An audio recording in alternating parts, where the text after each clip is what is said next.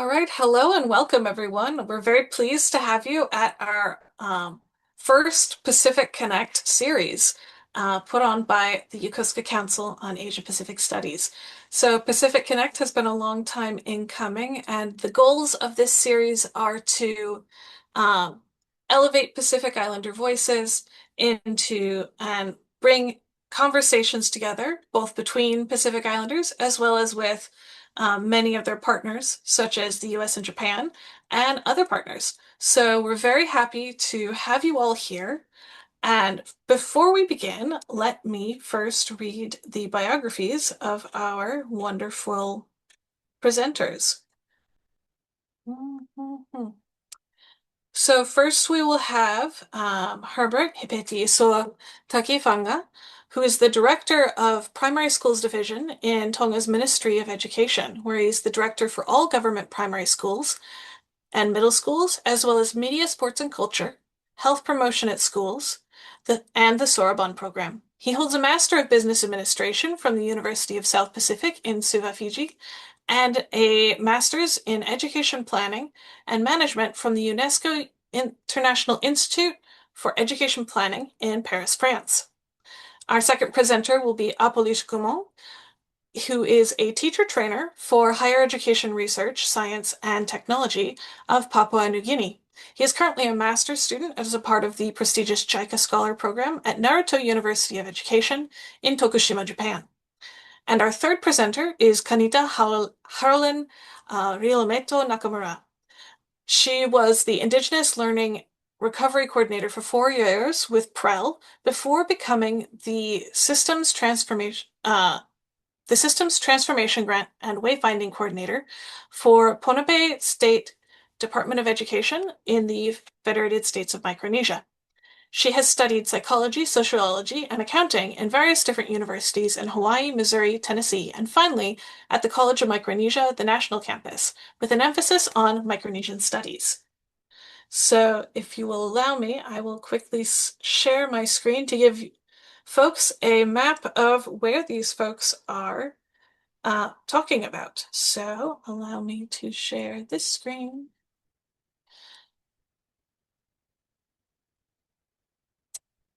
And share.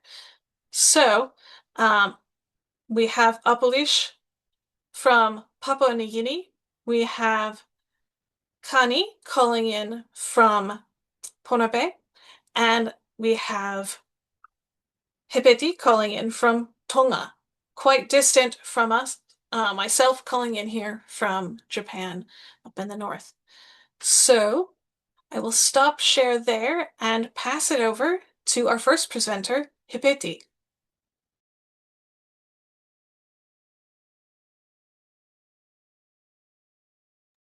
You're on mute still, sir. Okay.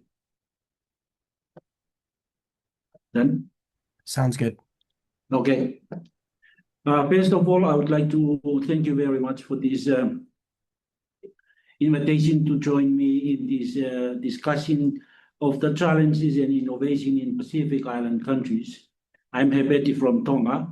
As Jenny has introduced myself, I'm glad to share with you some of the challenges and innovations that is happening in my home country, Tonga. Second, Tonga is a Polynesian kingdom of more than 170 South Pacific islands, many uninhabited, most lying in white peach and coral reefs, and covered with tropical rainforest. The main island, Tongatapu, is protected by lagoon and limestone cliffs. It's home to the rural capital of Nuku'alofa.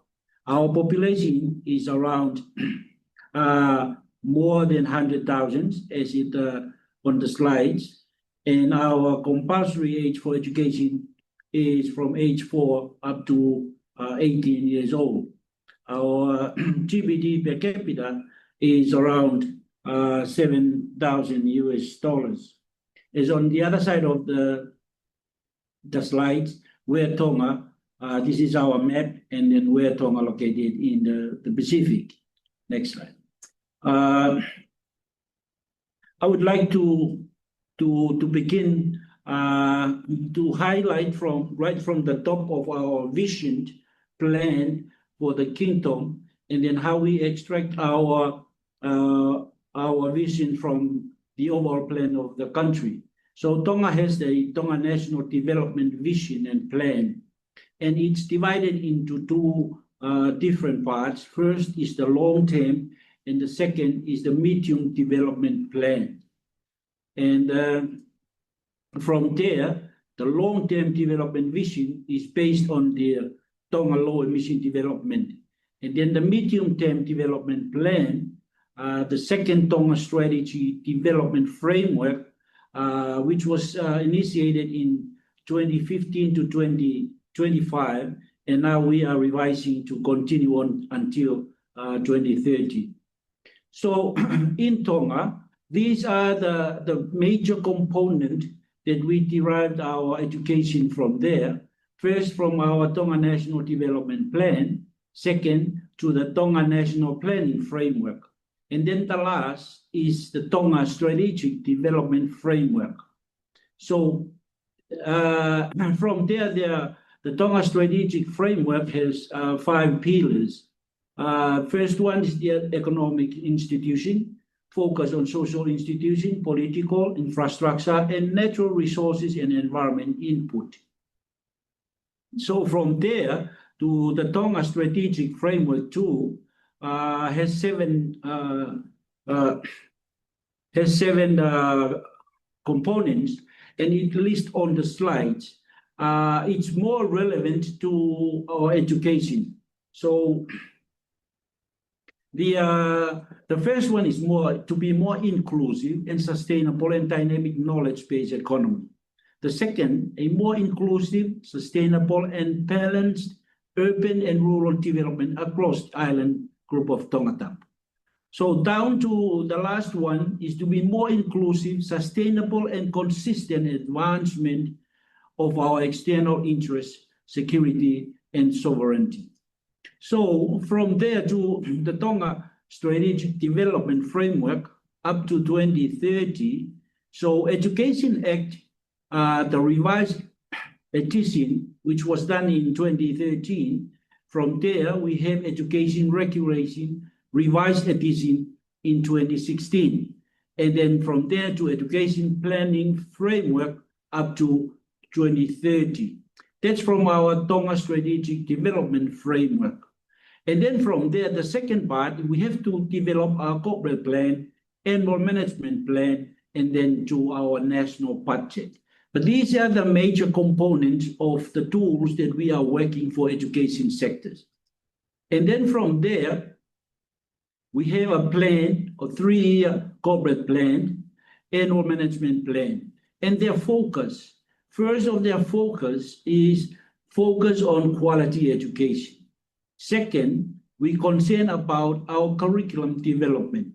And then from there to quality assessment tools to make sure how effective of the curriculum that we have developed. And then finally, see how teachers' operational methods.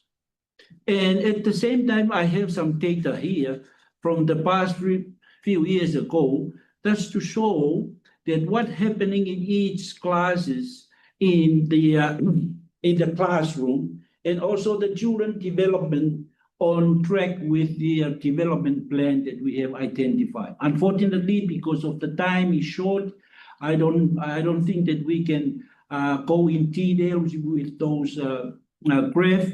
But maybe if someone wants to ask, and then I'll come back and see the details of these graph for the challenges and also the innovation that we have made so far.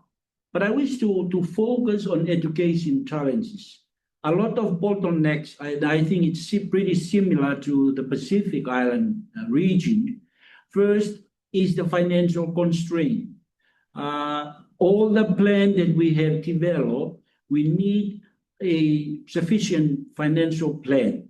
So in our budget, we divided into two major components. First is funded locally, which is known as the recurrent budget.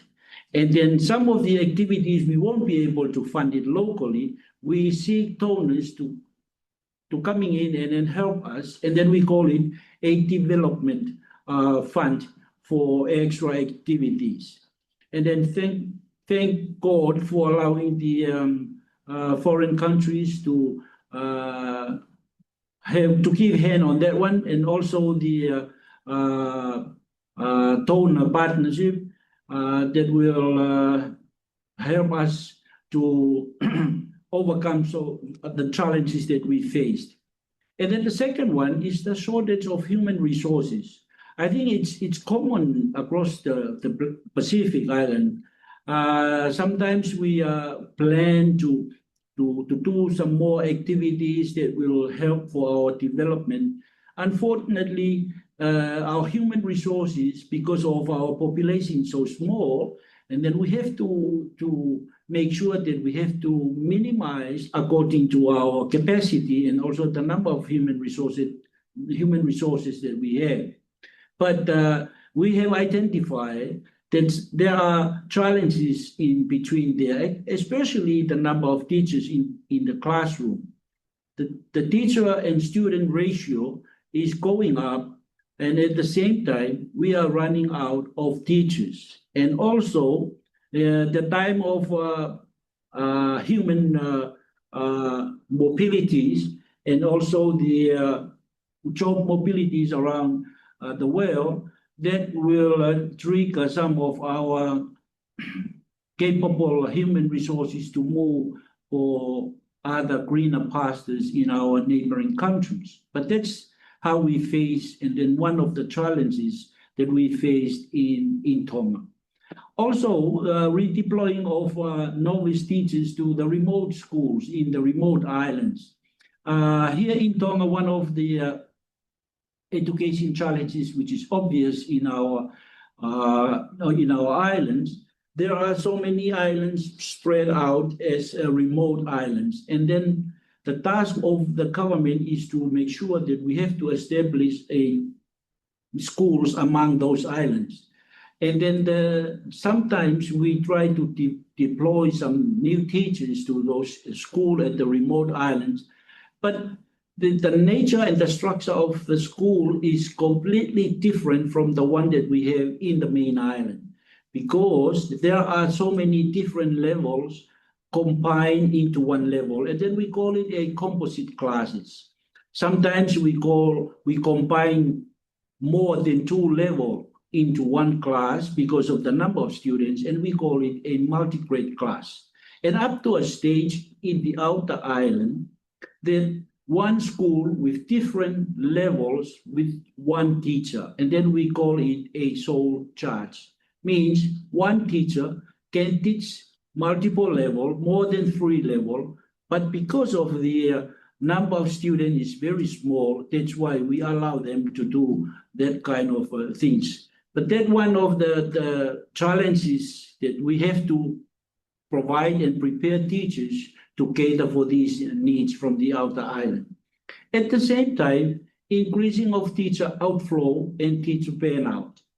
We try to do the retention program. We try to increase the salary of teachers. We try to build the resources to retain teachers there.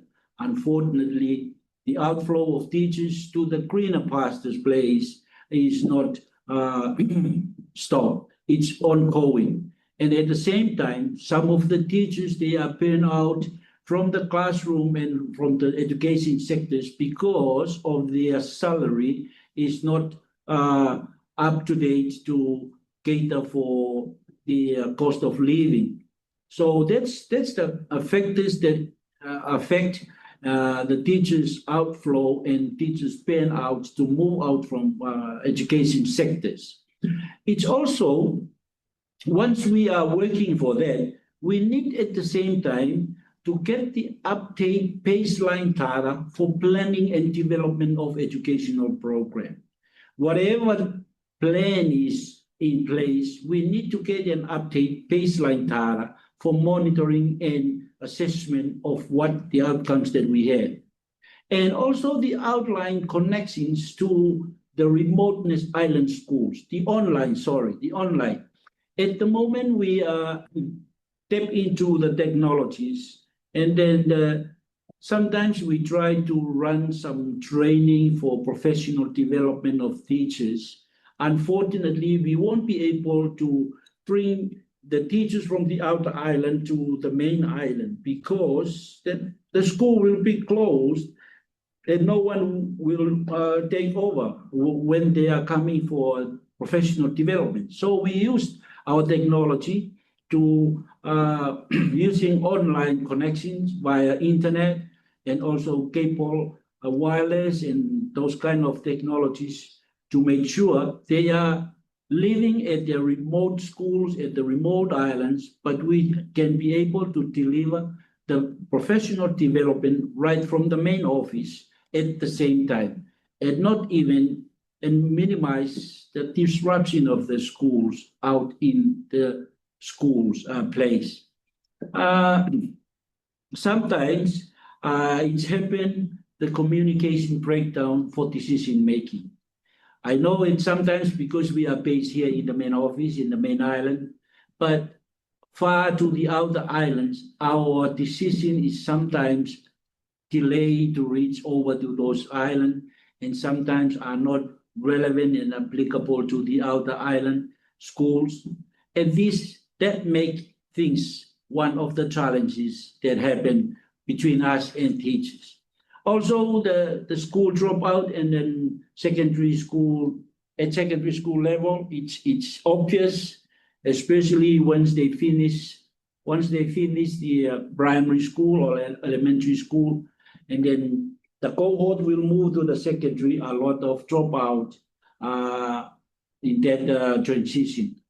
The maintenance of schools facilities, such as computer equipment, unstable of internet connection to the rural area, those kind of things that would become a bottleneck in our operation. So we are trying hard to make the connection more stable and make sure that the same version of training and professional development is going out to the remoteness island for capacity building of teachers and then to make sure it's ongoing. These are some of the challenges that I wish to touch. Sorry for the time, it's too short, but I wish to highlight those challenges.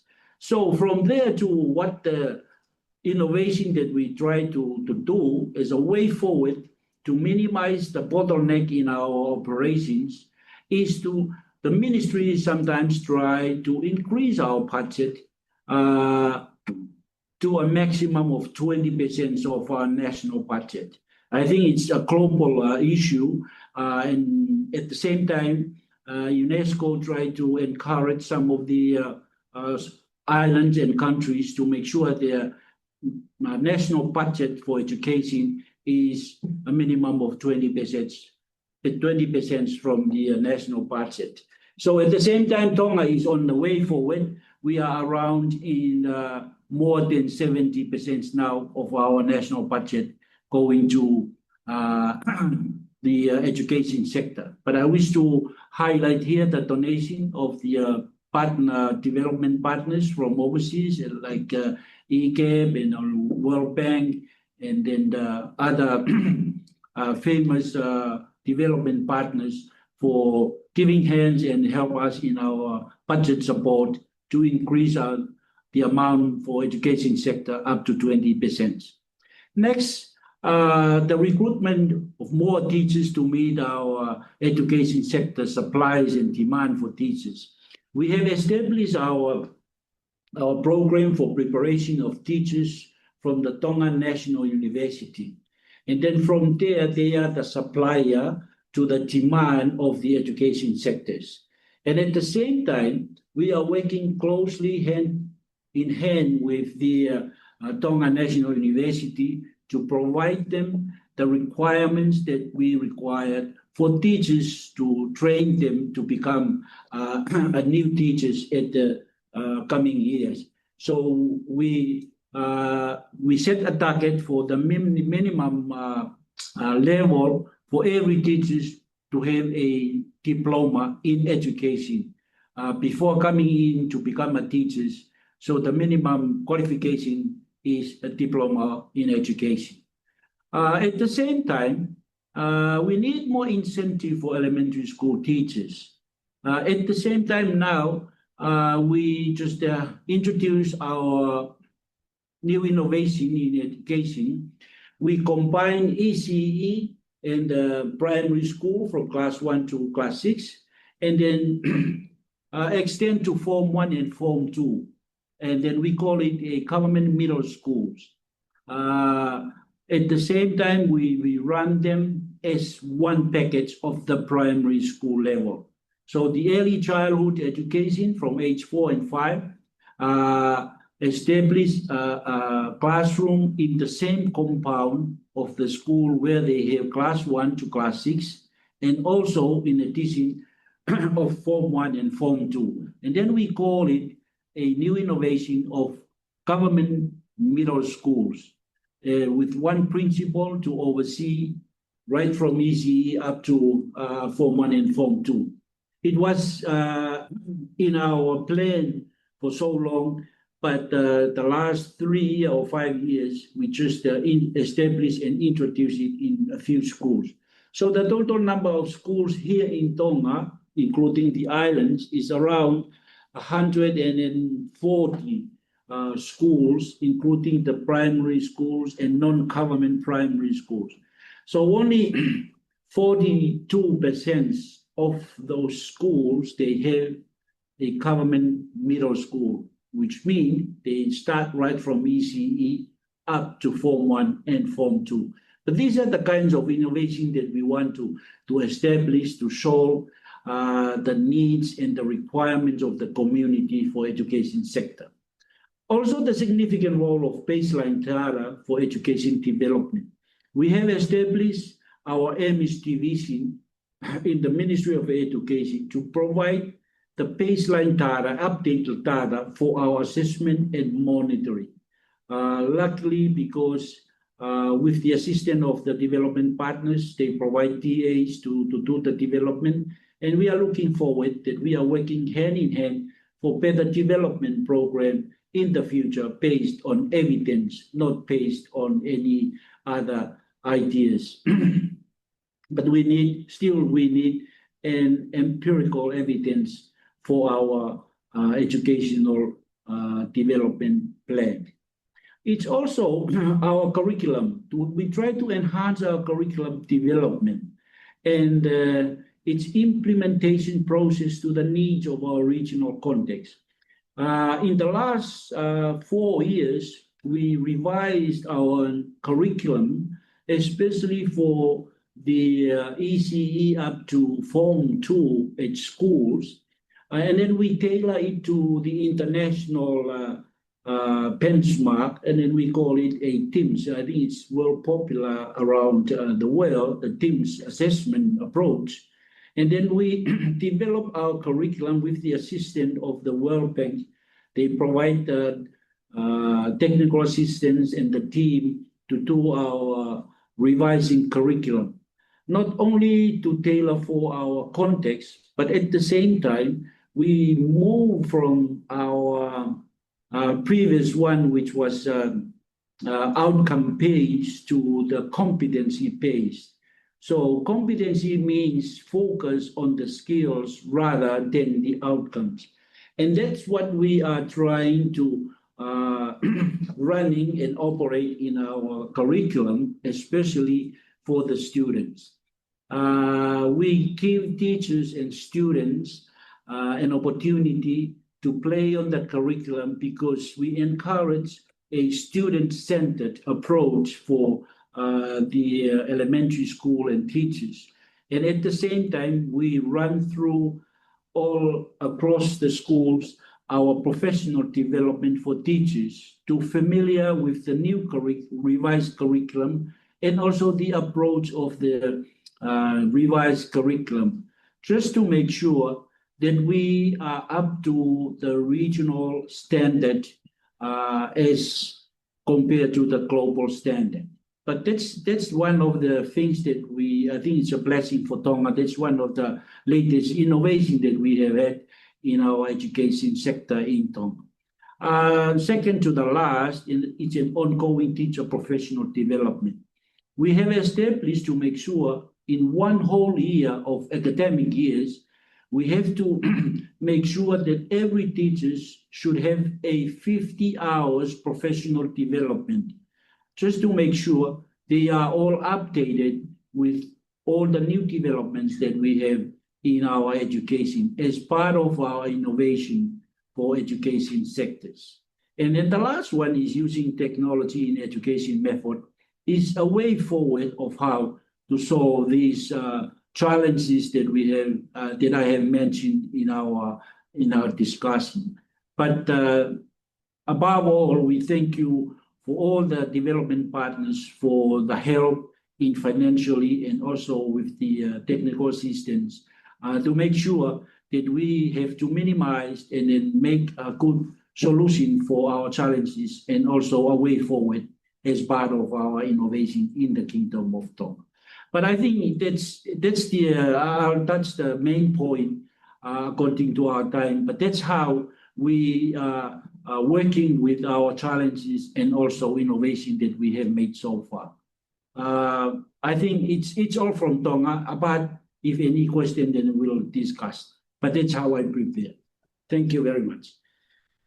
Thank you very much, Piti.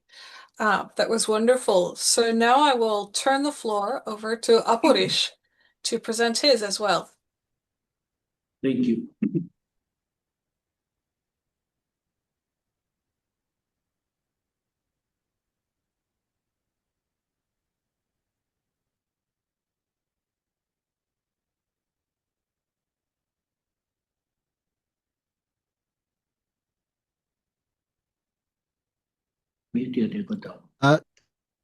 Can you see my screen? It's just coming in now in the notes version. Also, we appreciate everyone in the audience. We are having folks come in from very remote locations, so the internet may be a little bit spotty here and there. So thanks for everyone's patience.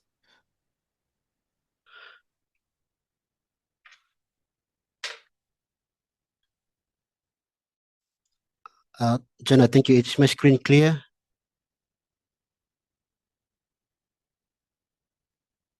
Yes, we can see it just fine. Okay, Go ahead. thank you. Okay, firstly, thank you very much, Jenna and the team for getting this meeting organized. Thank you. Firstly, I just give a brief context of Papua New Guinea and myself, Apolish, and I'm a teacher trainer working with the Department of Higher Education in Papua New Guinea. Currently, like Jenna said, I'm doing my master's program in at Naruto University, Tokushima, Japan. Okay, PNG, like other Pacific Island nations, we also have challenges in terms of education. But for Papua New Guinea, as other Pacific Island nation, is the biggest country in the Pacific. And geographically, we are located at the north of Australia and eastern part of the island of New Guinea, which is part of Indonesia. So we're actually between those two countries, north and the east, west of east of Indonesia, and then the south of Australia. Okay, our population is about approximately about 10 million population for the country, and mostly remote communities where the biggest number of people are living there. Diversity, we are so diverse in terms of our cultures. PNG is, we got more than 1,000 tribes and 800 plus different languages. And it's very diverse, but we use English as a medium of communication, especially in our education system. Thank you. Yeah, that's the map briefly showing where PNG is located. Okay, in terms of education, this is the structure that we have in Papua New Guinea. We have 166, 1 year of elementary education, 6 years of primary, and then 6 years of secondary education with expanding to the higher education. So that's basically a PNG education system. And then we have university. So this is structure shown below. We have age 6, which is the elementary, and then grade 1 to grade 6. That's age 7 to 12, and then grade 7 to 12, age 13 to 18. And then we have entry exams at the end of year 12, which students will go through in order to qualify themselves for university placement or colleges. That's whoever does not do well in the entries and all this, there is another option given there, that's technical vocational education that is given there. And then they can also excel through and then find themselves in colleges, university again, maybe later in the year, if they happen to do well. So that's the fallback plan for the 12 years of basic education. Okay, now back to my topic here. This barriers to successful education reform, implementation, and sustainability in Papua New Guinea. So I'm going to just talk about generally about the levels of education in PNG and the challenges that we face in terms of successful reforms. Okay, Papua New Guinea has implemented multiple education reform, including curriculum restructuring, and then we have and then tuition-free education, and then yet we have challenges in terms of access, retention, and the quality of learning remains a challenge in Papua New Guinea. So that's basically what happens in our country. We have a persistent government and a school community level barriers, limited effective implementation, long-term sustainability across all levels. So that is the reason why I just want to share some of the challenges we have in PNG. These are our key policy that we based our education system on is we have education plan 2020 and 2029. That's universal basic education. That is basically to improve access and the learning outcomes. So that's basically that. Despite clear goals, PNG continue to lag behind regional peers in terms of UBE achievement, retention, and quality. So that's basically the challenges that we have faced with. Okay, the first challenge that we have is the system level governance barriers. So in terms of education, we have weak coordination between national, provincial, and district authorities, leading to fragmented implementation. So this is a study conducted by Department of Foreign Affairs with the OSAID 2009. We have the system in place, but in terms of coordination, that's a big challenge there. And then we also have a limited planning, monitoring, and data use. Capacity reform remains policy statement. Instead of real action, most of our documentation are still pending in terms of implementation. Okay, way forward for this one here is if we can strengthen sub-national education offices and institutionalize evidence-based planning using EMIS would be better for Papua New Guinea way forward. That's what I think as an educationist in my country. The second one is financing and resource allocation barriers. Education spending remains below international benchmark, constraining investment in teachers and infrastructure. So that's one of the challenges here in terms of financing. Resource allocation is often inequitable, disadvantaging remote provinces. So like I said, PNG is more remote. Most of the provinces are remotely highland provinces and mountain provinces where access to education is quite challenging for our country. And way forward for that one is increase protected education funding and apply need-based funding formulas to make sure that funds are equally and distributed to all schools in Papua New Guinea, whether in terms of remote or rural schools, they have the equal funding allocations. Next one is curriculum reform and policy instability. That's one of the biggest challenges that we are facing. Over decades, PNG has gone through constant reform curriculum shift, causing confusion and reform fatigue among teachers. That's basically one of the challenges in Papua New Guinea. Limited piloting and delay materials have weakened classroom implementation. So in terms of production of materials and in terms of piloting the reforms remains the biggest challenge in the country. That's why even though we are having this reform, but it's not actually eventuating because of this kind of challenges. And way forward for this is stabilize the current curriculum and prioritize full implementation with educate support. So currently we have started with this 166, that's a new structure. And we also have previously we have outcome-based education, but now we shifted to standard-based education.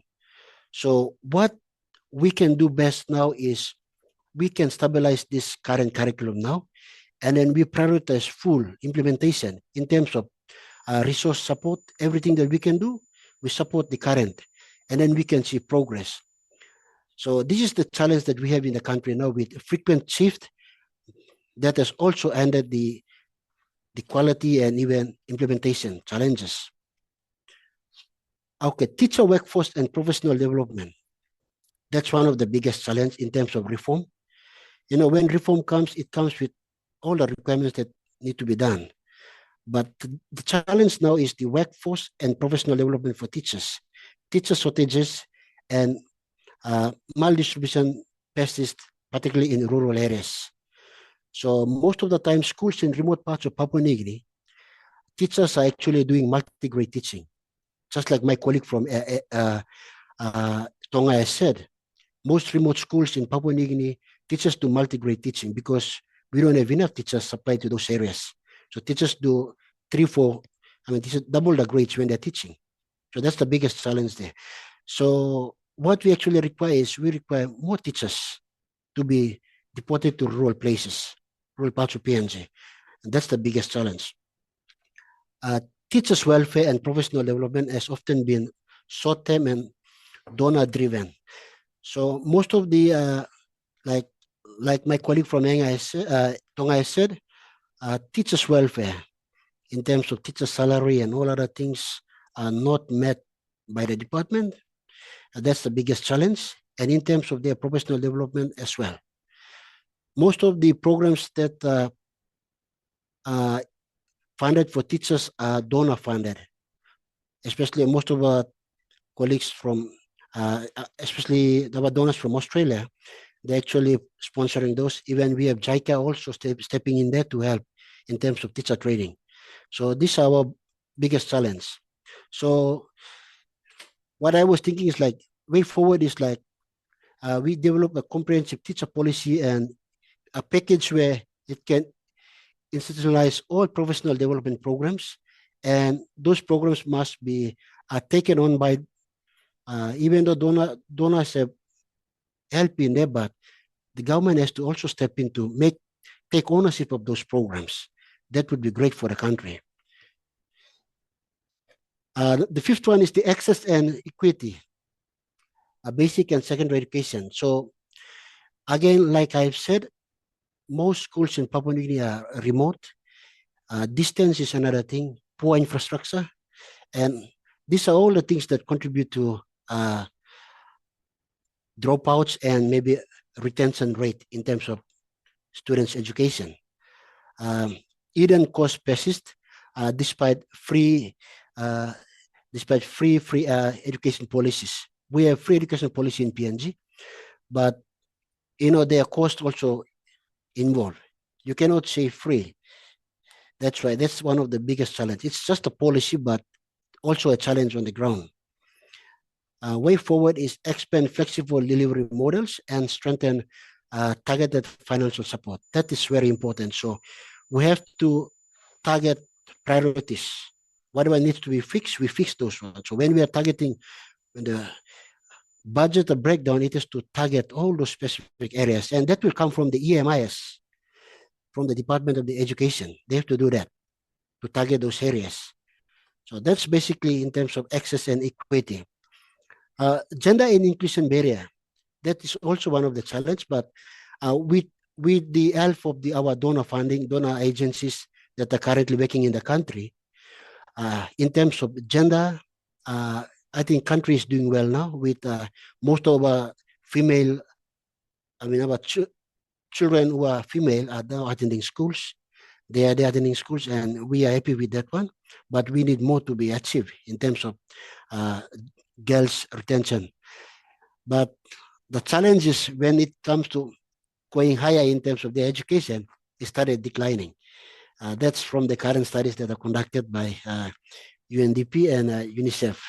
So that's basically on that one.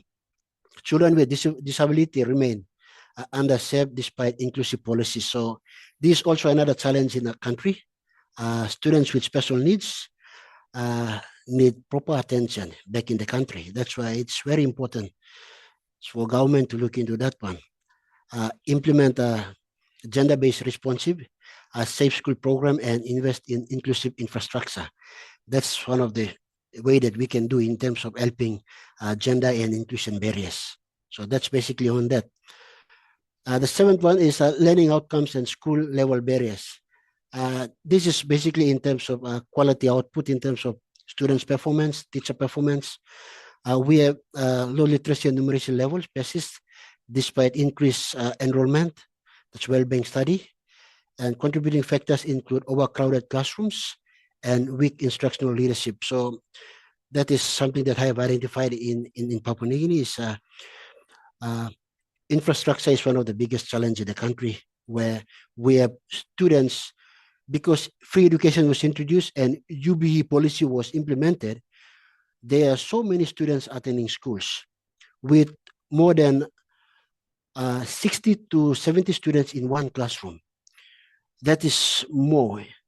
That's why our required ratio for teacher to a class is 1:40 students. That is the required that we need in our country. But at the current moment now, we have 60 to 70 students in a class, which is more. And you think about that one and think about the quality of learning that is taking place. It's a very big challenge for our country. So we need infrastructure. We need classroom to be built. Those are challenges that we have. So like I put here as priorities, early grade learning and school leadership. So responsible leaders in those respective schools, they need to make sure that infrastructure is in place for children. That is basically very important. In terms of higher education and TVET barriers, we have higher education that faces a declining in enrollment linked to financial and infrastructure constraint. That is just the same as what I have said. Looking at the number of grade 12s that are graduating every year, the year 12 students that are graduating, we have approximately 32,000 students graduating every year. And among those 32,000 students, only 12,000 get a placement at the university or colleges. When you look at my structure at the beginning, only 12 to 13,000, they seek placement. And what about the 21,000 students after completing grade 12? That's the biggest challenge. So like we need government to build universities, build colleges to cater for those numbers. That is very important. So that's the biggest challenge in the country. TVET and nursing school programs struggle with outdated facilities. Like I said, they're just the same. So that's the biggest challenge in terms of our higher education. There is reform in higher education where we have all the colleges are now under the Department of Higher Education. But the challenge is we don't have the infrastructure to cater for those huge number of students graduating every year at year 12. That's the biggest challenge. So that's basically happened. But currently, way forward is we have to look at scholarships. We have to liaise with partners to make sure that we expand a pathway where students can directly finish from grade 12.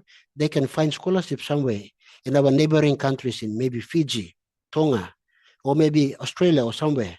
That's the focus that we should be heading towards now, because our universities and colleges cannot cater for the number of students that we are graduating every year. So that's the challenge there. Our reform also donor dependence and sustainability is the very big challenge. Most of the reforms that are happening is fully supported by the reforms, our donors, our donor partners. We have OSAID and JICA and UNICEF, all those development partners, they are coming in to help. But those partners, they have their policies that have guided those donors. They come in for short term and they are gone. But we need the government to be stabilized to take on those projects, take on those reforms, and make sure that the reform must be sustained. So that's the biggest challenge that we have in PNG. So limited ownership of reforms. And that's why reforms cannot be sustained.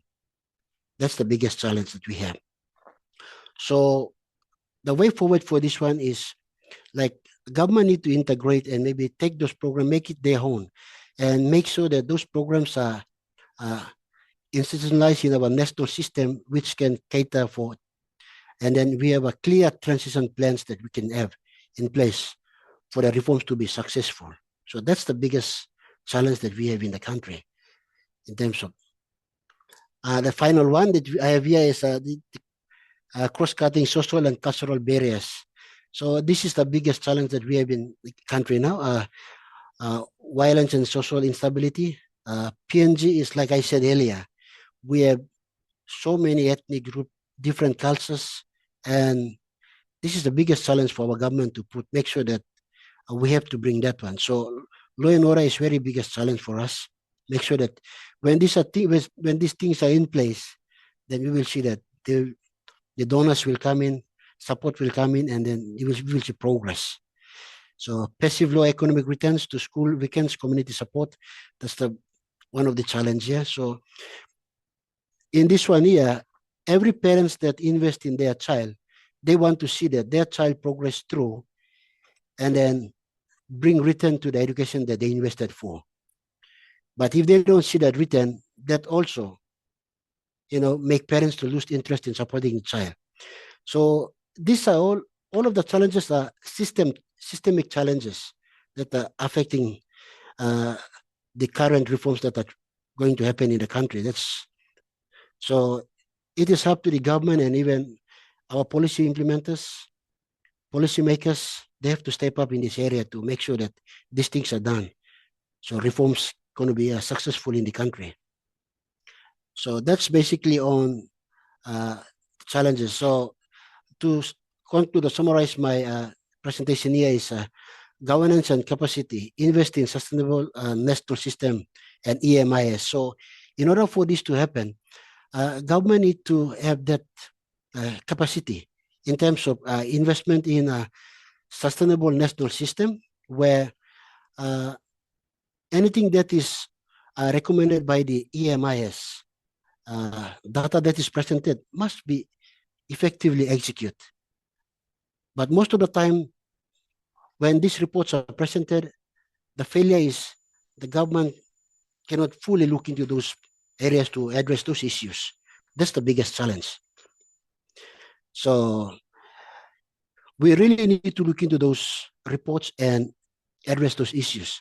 Then we can have a successful and effective reform policy implementation.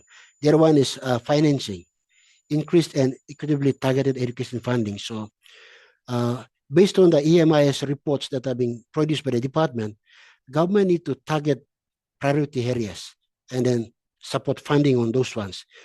Target each of those areas.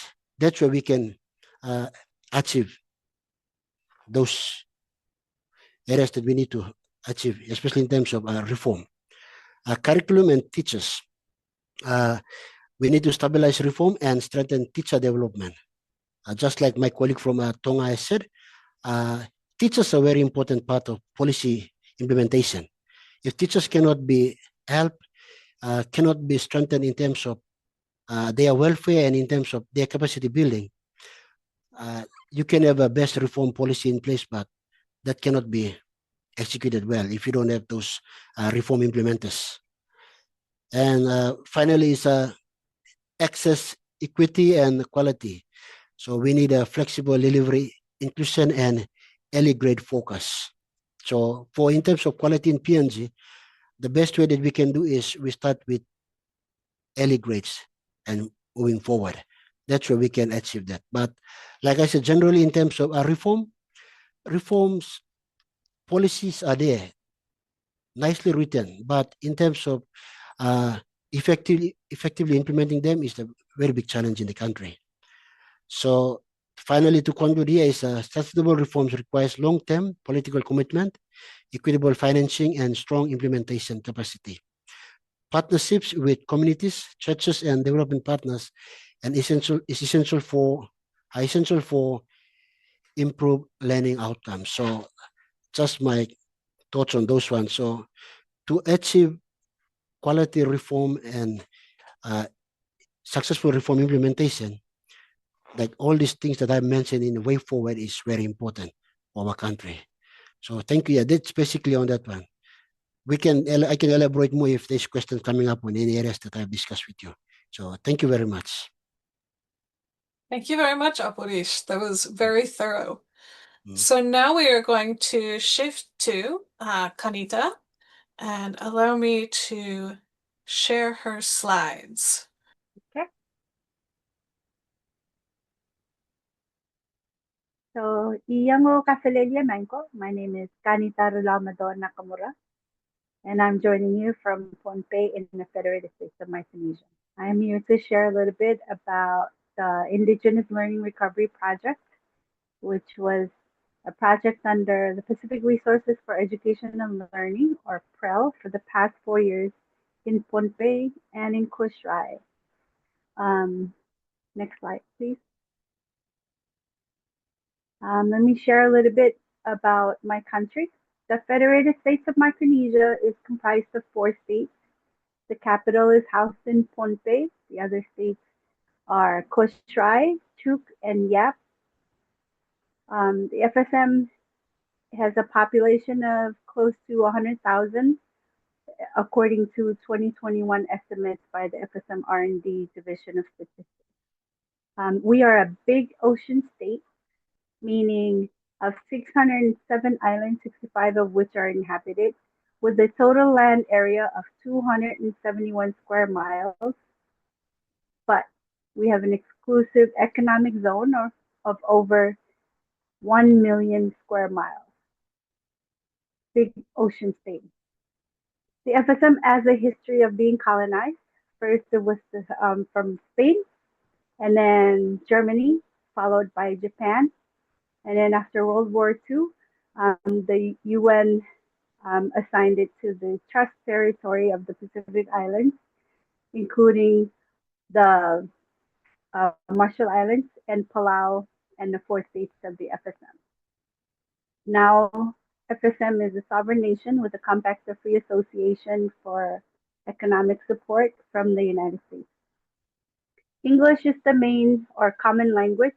This is what's spoken in the national government and among each other. There are 18 recognized languages across FSM. Next slide, please. So a little bit more in Pohnpei State. As I mentioned, the national government is housed here in Pohnpei. Population of a little less than 40,000. There's a lot of out-migration over the past few years. The education system, we have 37 schools total with over 8,000 students. There are 5 private schools in Pohnpei, 31 primary schools, which includes outer islands of Pinglap, Mokullo, Nikoro, Kapingamarangi, and I'm also going to put in there Sakin. Sakin is a neighboring island really close to Pohnpei, but they have a different language there. There are 3 public high schools and 3 private high schools. Pohnpei Studies is what Indigenous Learning Recovery partnered with. So there's been a Pohnpei Studies curriculum development um, developed by partnering with PREL and the Department of Education. And the Pohnpei Study themes are four of them. Community, which focuses on standard one, integration and intergenerational and generational learning.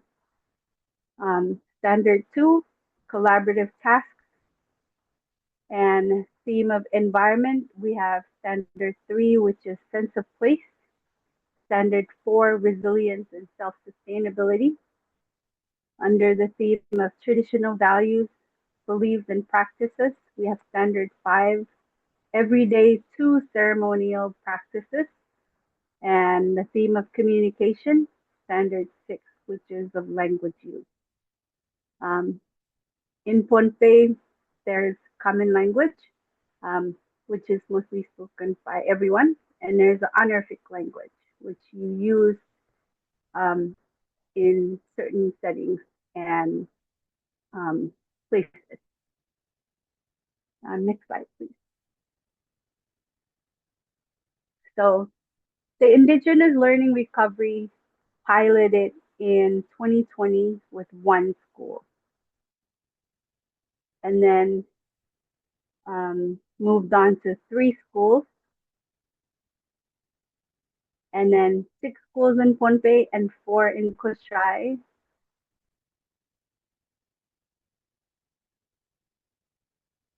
Then to 7 schools and 5 in Koshai.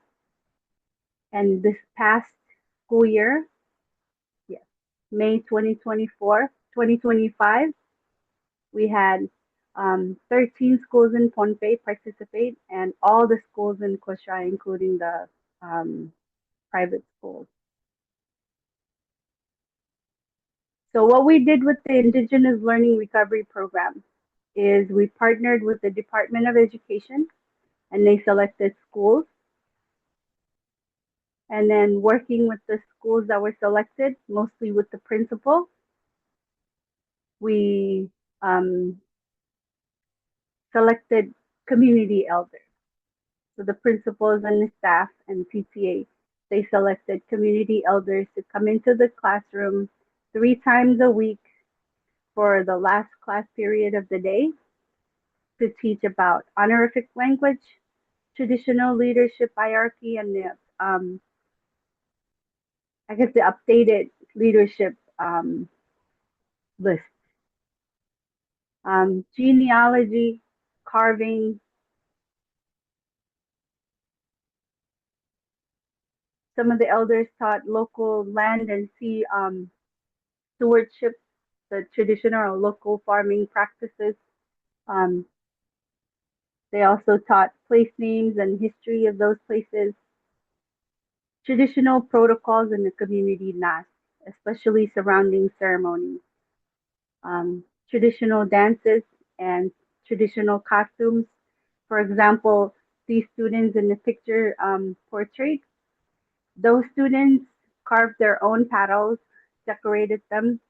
They learned how to go out and measure how many branches of the hibiscus they would need, to tearing the bark off of the branches, to soaking them, and then cleaning them, drying, and then making their own grass skirts. They also learn how to make the head decorations and all those involved in it. And then weaving of different types of baskets, the uses for them, and how to arrange them, I guess. Okay, next slide.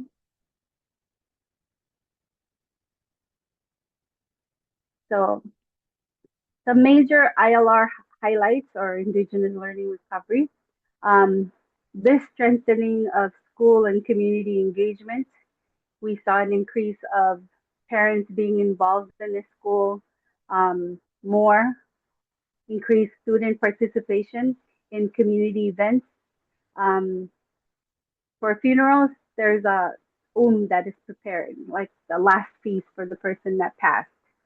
So students who were participating, especially ones that learned weaving, they were sitting within it and helping the men with the weaving for use of the And then students learning the sakao ceremony, they were also participating more and being more observant of what was happening in the communities.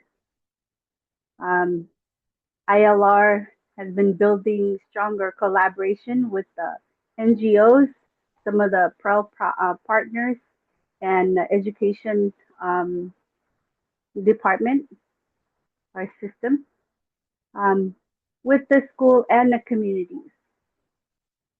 So expanding on the different networks. More involved school principals. The principals were key because I was the only coordinator on the state. And working with 13 principals at the same time, 13 schools, the principals are the ones who would coordinate everything on the ground. And then at the end of the school year, we have showcases. Showcase in the different schools where the students get a chance to share what they've learned with community members, especially the community leaders. Next slide, please.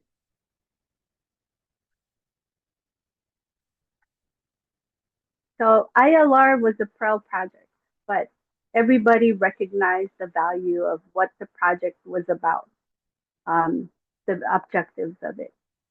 And during the last couple of years of the indigenous learning recovery, the national government partnered up and applied for grants.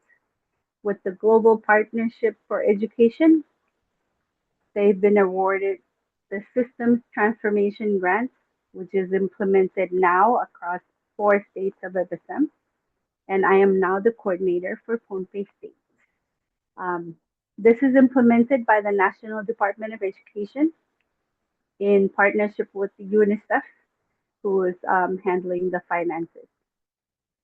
And the 4 main components of the Systems Transformation Grant, or STG for short, is 1, student learning and engagement, 2, the community and traditional knowledge partnership, traditional knowledge resources, and teacher development.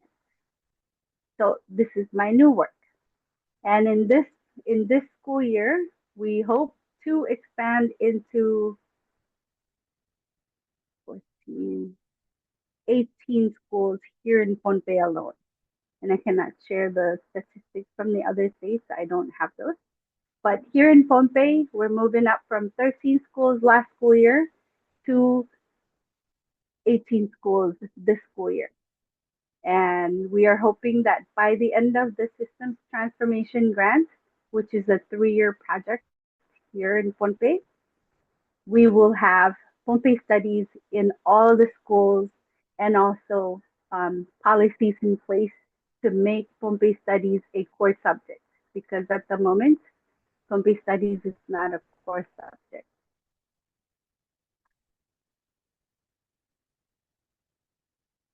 Yeah, okay.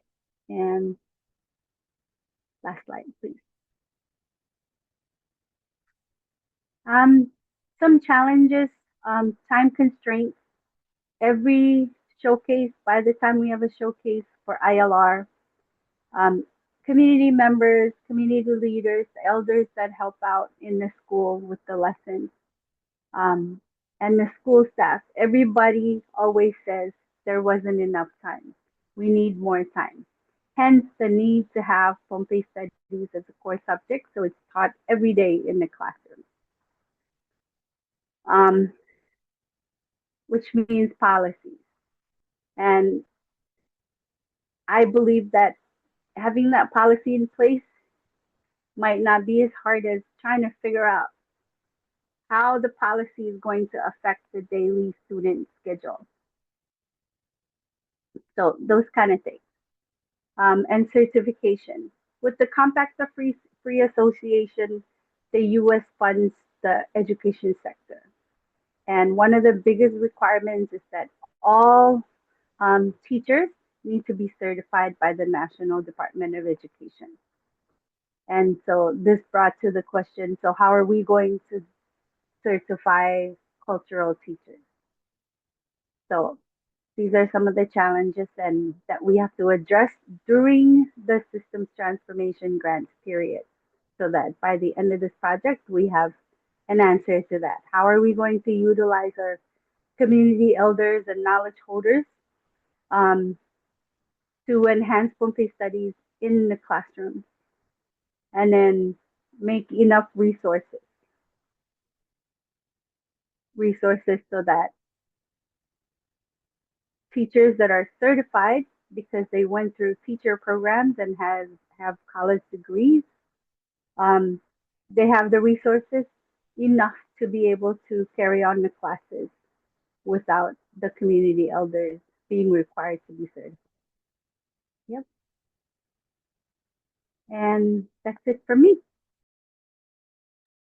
Well, thank you so much, Connie, for sharing that. I definitely learned a lot and sort of makes me wish that we had that kind of program in the United States also to learn about the communities that host us. Um, Yes. One question, I had a couple questions for you before we move on to the audience questions. First was, it sounds like your focus has really been on Pohnpei and Kosrae. Has there been any interest in Chuk and Yap for adopting something similar? Very, very, very. Yep, they've, yes, they have it in policy. And they have cultural teachers that are hired by community leaders or the community, and they're paid by the state revenue. So they don't have to go through the US requirements for certification or Mhm. I don't know. They have a policy in place. So they're way ahead of everybody. Oh, okay. And if you visit the islands, you'll be able to tell the difference where culture, tradition is really, really strong. Mhm. Yes. To where it's, you know, barely hanging on, kind of. Mhm. Chuk also has Chuk also has very complex traditional systems and the culture. It's it's there. They might not have it in the curriculum, but it's there. Oh, okay. Yeah. Okay, well, fascinating. And I guess the other question I had is the other speakers spent one of their biggest challenge was on student retention. Have you seen any relationship between adding the cultural studies and retaining students from year to year? Um. Yes. And this is not due to some survey or anything like that. Hmm. Formal data collection. It's just based on speaking with community members and parents. Hmm. Their kids are ready to go to school in the morning because today they learned about the history of this one place that they've been passing every day for the last 15 years, and they're just learning about it now. And oh my Hmm. goodness, or they just learned to weave, and weaving has been something that is really part of the community events, but have been replaced over the past years with ready-made baskets and trays and those kind of things for convenience. But for convenience, this has really contributed to a lot of our um, waste management issues here. So the fact that kids are learning about taking care of the land, also learning about weaving, and also contributing to community events. The kids are always really excited for that. So they, yeah, I would say the kids are always excited to go back to school as opposed to, it's another day we have to go to school. Especially the ones learning about the dances. All the kids Hmm. want to learn about the dance. That's fun. Yeah, we had to learn like square dancing in school, and Mm. when it was square dancing days, everybody wanted to call in sick because nobody wanted to do it. Because like, oh, the boys had to touch the girls and the girls had to touch the boys and ooh. But so that's so much, but it wasn't really our culture. It was just gym class. So I think that that's amazing Oh, that yes, and it's the feedback from parents is it's amazing. And so like we haven't started the ILR in the Mhm, schools yet this school year because we're still trying to figure out whether it's 3 months or how are we going to expand it to 4 months, to 5 months, and then to make it to the whole school year if we're going to make it a policy so that it's there every day. mhm, Um, so we're hoping to start again this school year next month or mhm. yeah, after next week. Next month is in 2 weeks. All right. Well, so we're hoping to start again really soon. But between last May and now, everywhere I go in communities where sometimes, to my shame, I forget people's names, they'll ask, "Hey, when is that program gonna start again?" Oh, Because my kid was correcting me about the hierarchy in this traditional leadership line to that traditional leadership line, and parents my age or just a little bit younger, we didn't learn about these things in school. that's So the fact wonderful. that our kids are learning about these in school is very encouraging because these are the topics I personally wanted to learn while in high school. Mhm. So yes, That's wonderful. exciting. For all three of you, Hepeti, Kanita, and Apolish, do any of you have questions For Yeah, the yeah. Thank you. for each other? I got a question here. Uh, when I look at our presentation, I saw that most of basically the uniform idea that we talked about was a teacher aspect of our education system in uh, the three countries and even the region. So teacher is the major one of the major challenge in our country. So my question to my two colleagues is, what is the approach your government is taking towards the teacher training, uh, uh, especially the new teachers and those teachers who are already in the field, and in terms of upgrading of their qualification in terms of yep, teacher skills, upgrading skills. What measures or what approaches are your government taking? Like from Papua New Guinea, uh, we have the Australian OSAID, and we have JICA, who is also now stepping in terms of teacher training, and they are helping bringing teachers to Australia and to Japan for short-term training and all these kind of programs.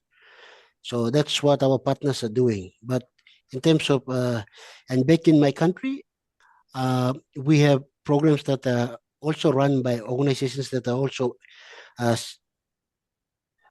established in Papua New Guinea. They are also helping in that area. But looking at the number of schools that we have and the number of teachers, there are more. And the number of spaces that can cater for the training cannot cater for all the teachers in our country. And that's the biggest challenge that we are facing right now. So in terms of teachers, but how are my two colleagues in terms of their country managing that one in terms of teacher training? Thank you. thank you, Jen. And my question is, shortage of teachers is a global issue, and I think it's common all over. I wish to know how impact of this connect program to solve our needs and our requirements that we have identified. Like, for example, in Tonga, even though we train our teachers for the futures, at the same time, labor mobility is an international international policy. So teachers tend to move out and looking for a better salary, better life. So in that case, we still face with those issues. My question, how impact of our discussing and connecting us together to see how we can solve and resolve our issues. That's how I wish to know about. That's to show us how useful of this platform to put up our issues and challenges, and then we look forward for good resolutions. So either of those questions, all three of you feel free to take the floor. Thank you. That's the regional experience that we are facing in all the Pacific countries. I think the similar challenges we are facing with the teachers. So, like, I don't know about Tonga and the other countries, but for Papua New Guinea, it falls back to our government now. Back in my country, like, most of the training opportunities are offered by our partners, especially for teachers. However, when placement for those trainings are like offered to the country, most of the time we have people from, we don't need office people to come for training. We need teachers, exactly those who are in the field, to come for training. But most of the time we have this system where I don't like to even explain to. Yeah. So I was always vocal about that one. So I really want to see that program must be drive down really to the teachers. Even in terms of teacher production, in Papua New Guinea, we have only one university that is graduating teachers for secondary schools, only one. And the number of teachers they are producing every year cannot cater for the number of students that are coming up from the secondary schools. And that's the biggest challenge for primary schools. We have 15 teachers colleges for teachers for primary school. But for secondary schools, we have only one university that is graduating teachers. And that's a very big challenge. And again, it all goes back to our individual country now. So, but this is our need that we actually are sharing now. And how best we can graduate more teachers, especially to meet those demands in our country. And like my colleague has said, most of the teachers who graduated are now also, welfare is also another big challenge in our countries, where teachers are looking for greener pastures, where even though they have skills in subjects like they're qualified in teaching those skills trade courses, those teachers are now diverting to technical areas where they work in, like for example, in Papua New Guinea, most of the teachers are now shifting to mining sector, where they're helping in the mine area where they do technical skills training and all these kind of things. And they're leaving the teacher job, which vacates the space where there is no one to take up. And that's a big challenge now.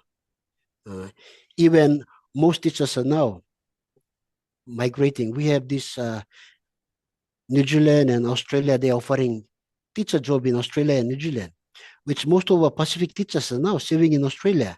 They're serving in New Zealand. And our country, we have nothing now. So how can we fill that gap now? That's the biggest challenge now for us. So like I'm sharing the same as what my colleague is saying now. Thank you.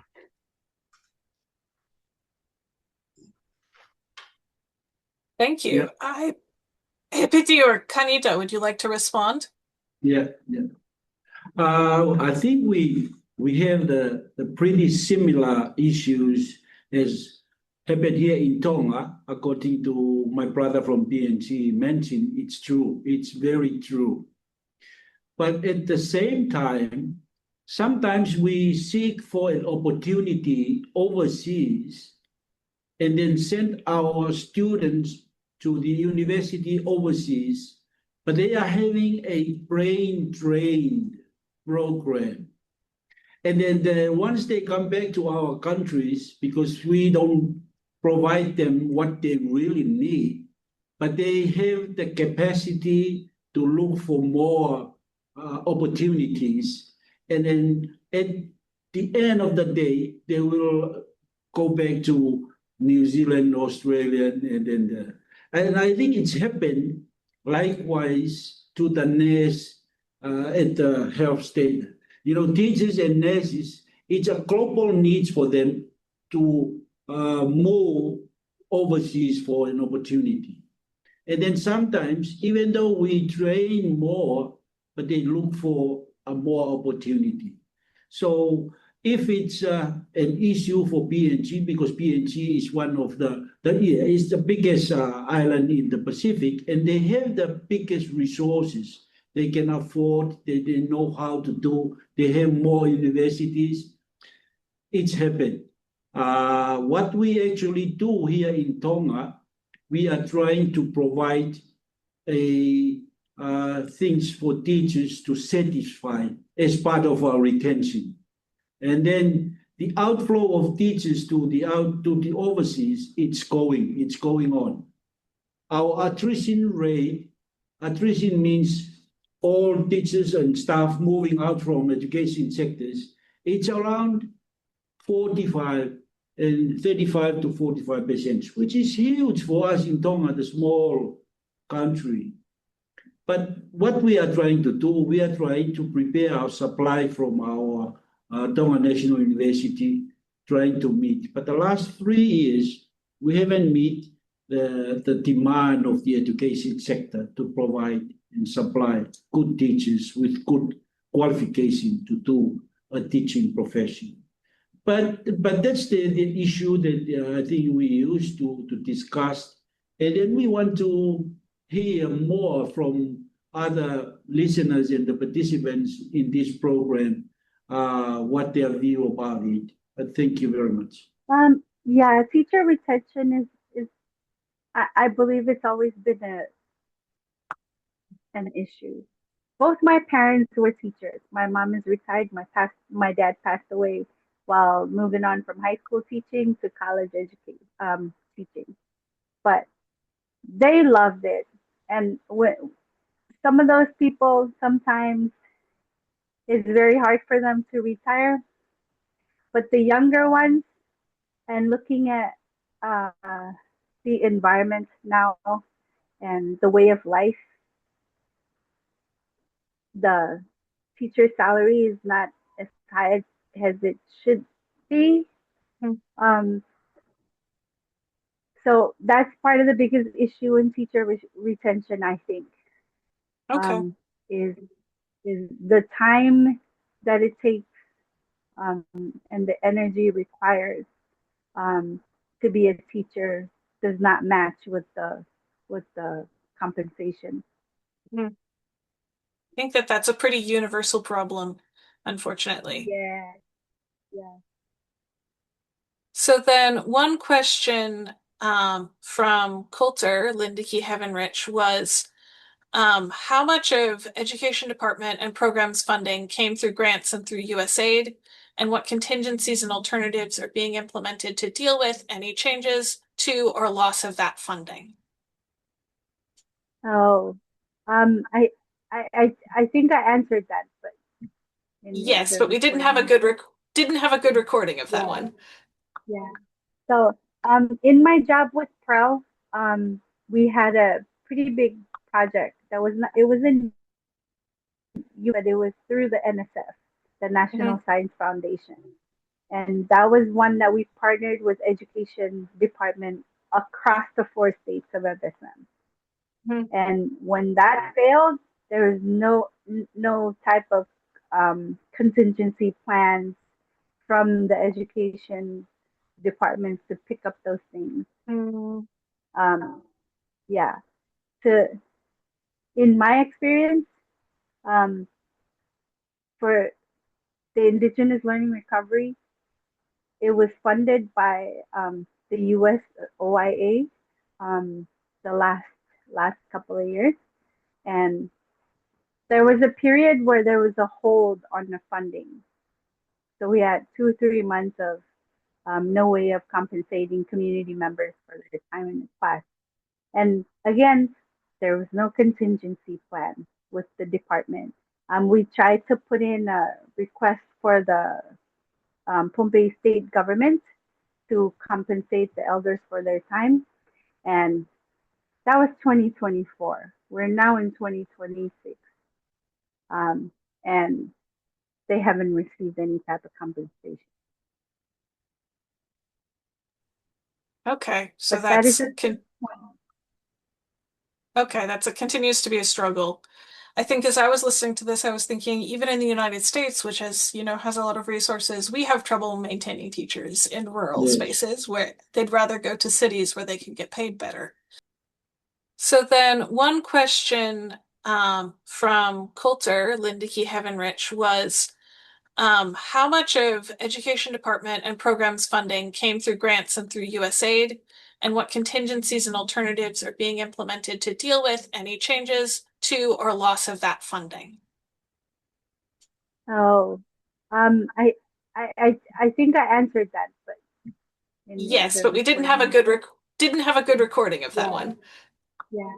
So, in my job with Pro, we had a pretty big project that was not, it was in but it was through the NSF, the National Science Foundation. And that was one that we partnered with Education Department across the 4 states of FSM. And when that failed, there was no type of contingency plans from the education departments to pick up those things. Yeah. In my experience, for the indigenous learning recovery, it was funded by the U.S. OIA the last couple of years, and there was a period where there was a hold on the funding. So we had 2 or 3 months of no way of compensating community members for their time in the class. And again, there was no contingency plan with the department. We tried to put in a request for the Pohnpei state government to compensate the elders for their time, and that was 2024. We're now in 2026, and they haven't received any type of compensation. Well, on behalf of my government, which I have very little sway other than voting, I'm sorry that that's happening. And to any of the other countries, that breaks my heart to see USAID and all of that going away. So we've reached time and gone over a little bit. Thank you everyone for your patience for staying with us. If folks haven't been looking at the chat, there's been a very interesting discussion going on around the hidden costs of education. Just in one closing comment from myself, I wanted to ask if any of the 3 of you are there things that you would like partner countries like myself, an American, Japan, we've got folks from the Philippines and Malaysia and so on here. Are there things that you would like us to do, whether it's advocate, whether it's donate? What would you like to see or hear from your partners abroad? Let me start from Tonga. I think it's very important of our connection and our working together. When I was at UNESCO, I realized that some of the unutilized fund is getting stagnant for education.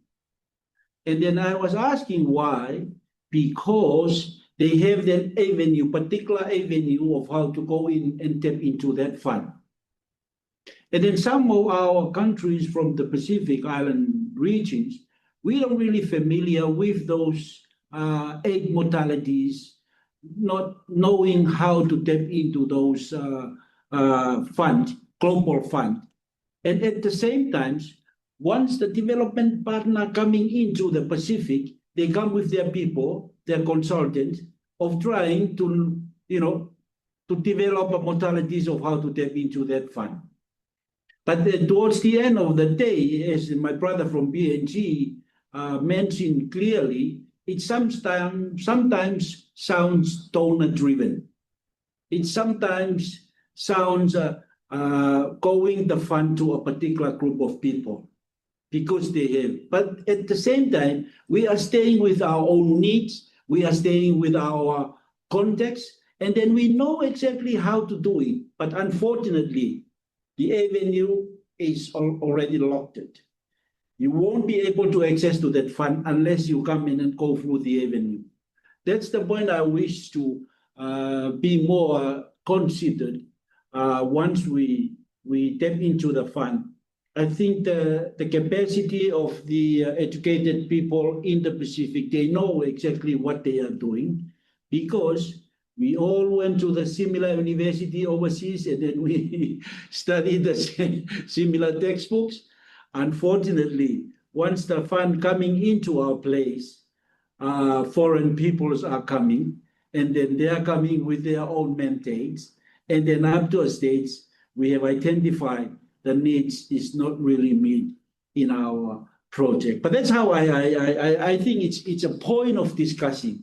The more we discuss, the more we know more about it, and then the good point that we can be able to share under the global unutilized fund for education sector. But that's how I view about it. Thank you. Thank you, Hipiti. Thank you. I'm going to just add on what my colleague from Tonga said. Yes, for our Pacific countries, even like countries like Papua New Guinea, donor agencies are coming in, like our partners, they're coming in. They're coming in good. They're always coming to support. But our challenge now is the EMIS, that information has to be made available to our donors. That's number one. Number two, there has to be a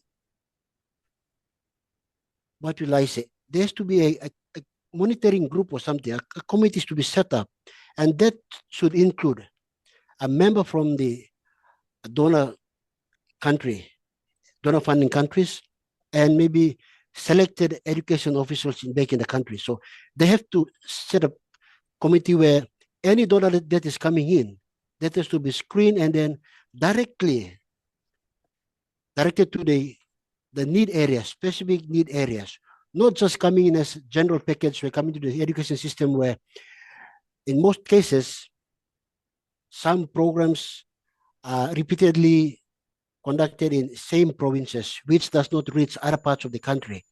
That's why we have to have those organizations set up so that when the donor aids are coming in, they know exactly where those support will go. That's where we talk about equity will come effectively. That is where equity is. If we let loose our department, our education officials to take control of everything, that is where resources are not equally distributed to all parts of the country. Meaning that, I'm just giving an example. If I am working for a department, and if any aid that is coming in, I got my interest too. I will always think about my people, my province, my area. That's why we want somebody neutral who can be there to make sure that this aid or this donor funding can be equally distributed to all other areas of the country where everybody can have that access. So that is where equity is. I'm just saying this one because that's what I've experienced and I've seen. Most of the time, those provinces that are remote, they are not receiving that support in terms of those that have access and when close to the urban areas. So that's the biggest challenge because most of our countries, Pacific countries, they are more remote. We have the remote islands, we have the remote parts of mainland, and those are the challenges that we are facing. So yeah, that is what I can share. Thank you. Thank you. Thank you. Thank you very much. Canita, would you like to add anything to that before we close? From where I'm sitting, the biggest challenge for this program specifically that centers around culture um, is the requirement to certify teachers. There is no way we can certify our cultural teachers because a lot of them finished formal education in second grade or third grade or somewhere in high school. And these are the most resilient people in Pohnpei right now. If there were to be no more electricity, no more ships coming in with all the food that people are eating now, these people would be okay. But the fact that we want to bring these people into the education system and have them teach our students that way of life and those traditional and cultural skills and knowledge, but they cannot be compensated because the education system is bound by these certain types of um, policies. We have to find funding for that kind of thing somewhere else. Okay. But if it was included as part of the education system, it wouldn't be a problem. So we're very happy to have you all here. Thank you for attending. Thank you for your great questions. Thank you for our wonderful speakers. So one final digital applause to Hapeti, Apolish, and Canita. Thank you very much. We're grateful for everyone here. So I hope everyone has a wonderful rest of their day. Thank you. Thank you. Thank you, Jenna. And then in closing, I want to thank YCAP's supporter FadTech for our portable internet. We always appreciate that support.